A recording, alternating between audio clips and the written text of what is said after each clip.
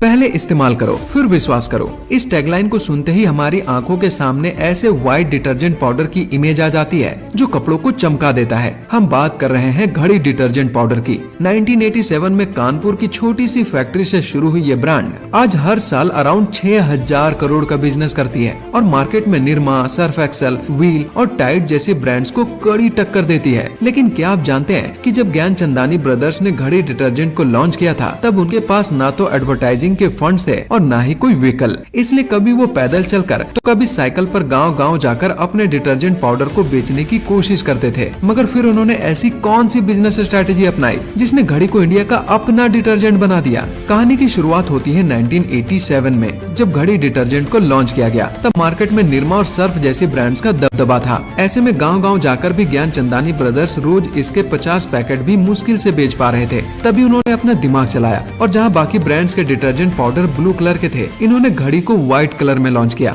और इसकी सबसे बड़ी खासियत थी इसमें से खूब झाग निकलना। और अगर आप सोचेंगे तो हमें वही सोप, शैम्पू और डिटर्जेंट पसंद आते हैं जिनमें से अच्छी खासी झाग निकलती है। ऐसे में जिन भी कस्टमर्स ने घड़ी डिटर्जेंट खरीदा उन्हें काफी बढ़िया फर्स्ट एक्सपीरियंस मिला और कानपुर में प्रोडक्ट हिट होने लगा। लेकिन इतने बड़े जायंट्स को टक्कर देने के लिए सिर्फ अच्छा प्रोडक्ट बनाना काफी नहीं था, जरूरी था लोगों की जुबान पर छा जाना, जिसके लिए कंपनी ने एक बहुत ही कैची टैगलाइन दी, पहले इस्तेमाल करें फिर विश्वास करें, जिससे कंज्यूमर्स का घड़ी डिटर्जेंट पर ट्रस्ट बढ़ने लगा और घड़ी कानपुर में सुपर हिट हो गया। प्रोडक्ट एंड ब्रांडिंग के बाद अब बारी थी डिस्ट्रीब्यूशन की। ज्ञानचंदानी ब्रदर्स पहले से ही समझ चुके थे कि ये प्राइस सेंसिटिव मार्केट है, इसलिए उन्होंने अपने कंपटीटर्स जैसे कि सर्फ एक्सेल और व्हील से अपनी प्राइसिंग 20 से 30% कम रखी, जिससे शॉप ओनर्स भी इस नए प्रोडक्ट को अपनी दुकान में जगह देने लगे। अब कंपनी ने all over India rapid expansion के बजाय सबसे पहले पूरे उत्तर प्रदेश में सप्लाई चेन एक्सपेंशन शुरू किया। कुछ ही सालों में घड़ी गांव से लेकर शहर तक हर छोटी से बड़ी दुकानों पर बिकने लगा। लेकिन इसे हर घर तक पहुंचने के लिए चाहिए थी मार्केटिंग, इसलिए उन्होंने गवर्नमेंट से कॉन्ट्रैक्ट किया और पुष्पक एक्सप्रेस और स्वर्ण जयंती एक्सप्रेस जैसी पॉपुलर ट्रेन्स के एक्सटीरियर पर